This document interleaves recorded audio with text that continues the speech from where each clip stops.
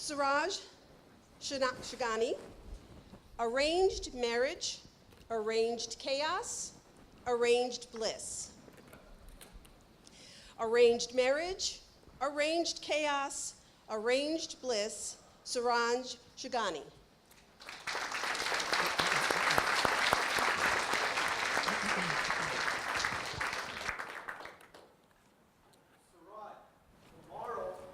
A very special meeting set up for you with a very special person.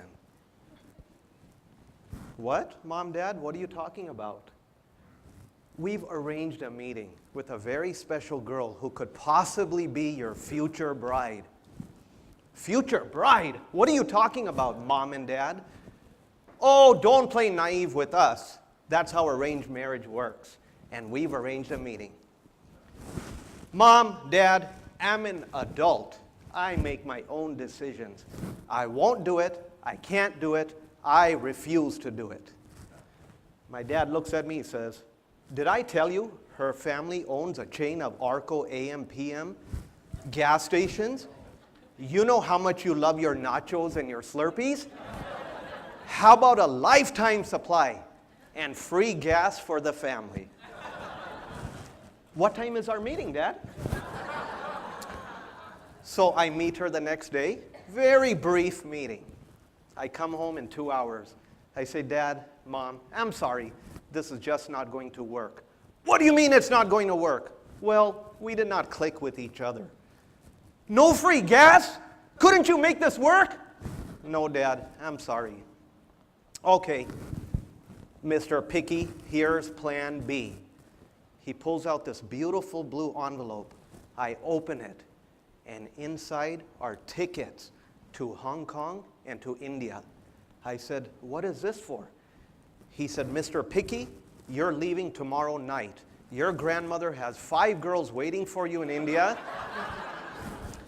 And your other grandmother and auntie have 1 girl waiting for you in Hong Kong.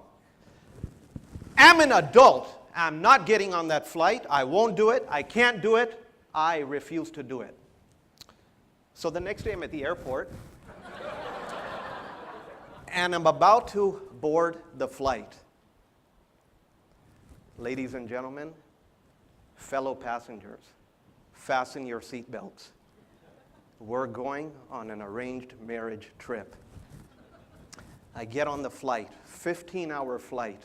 1 hour into the flight, the gentleman sitting to my right, he looks at me and he says, we're going to crash. We're going to die. I'm going to die. I'm going to die. We're going to crash. I said, sir, what are you talking about? He said, my fortune teller said it's my time and I'm going to die. I said, you're going to die? It might be your time. It's not my time. I'm supposed to be going to get married, not buried. The gentleman on this side of me looks at me, pointing to his sleeping wife, and says, son, to some of us, it's the same thing. Before I could turn around, I hear a slap. Apparently, she was not sleeping.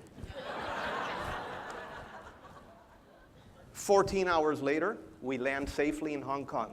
My family comes to pick me up. Suraj, get ready. We have a special meeting with a special someone. She could be your future bride. We get to the restaurant, at least 75 people there. It looked like the Verizon commercial, times 2. It was all the girl's family. Half a day lunch. We come back to my auntie's house. She says, Suraj, what did you think of her? I said, think of who? You never introduced us! She said, oh, sorry about that little oversight. Arranged chaos. Okay, we'll set up a meeting just for you two tomorrow. So I meet the girl the next day. We have a non-stop conversation. It was amazing. I run back to my auntie's house. I say, call my mom, call my dad. She's the one for me. Call her parents and tell her I'm not going to India. She's the one for me. My auntie picks up the phone. She calls her parents. She has a long face. She looks at me and she says, Suraj, she said no. She does not want to marry you. What else would a boy from America, what would a boy in America do that's been rejected? I started to cry, like any old good American boy, and I started to complain, and I said there should be a law in arranged marriage. When you fly halfway across the world, they cannot reject you. My auntie looked at me and she said, are you complaining? I said, yes, I'm complaining. She said, look at that sign. And in the room was a board by Jim Rohn. It said, if you start complaining, they haul you off to a dry desert and let you choke on the dust of your own regret. I started to cry some more. I said, what do I do? She said, here, read this. It was a beautiful saying. It said, nothing can resist the human will that will stake his existence on his purpose. I knew what my purpose was. I said, you call her, I am going to go marry her. She called her and she said, Suraj is coming back to your house. I went to her house. And I knew she was an 80s fan because we had spoken, like me. Her favorite group was Air Supply. She opened the door, so I looked at her and I said, I'm all out of love.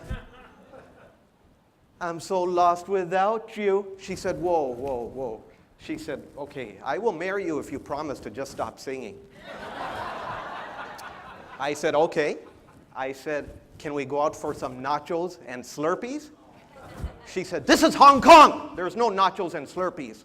How about some sushi and some sake? I said, sure. Ladies and gentlemen, arranged marriage is no different than a box of chocolates. You never know what you're going to get. She got the nuttiest one in the box. I got the sweetest, prettiest one in the box. Mr. Contest Chair.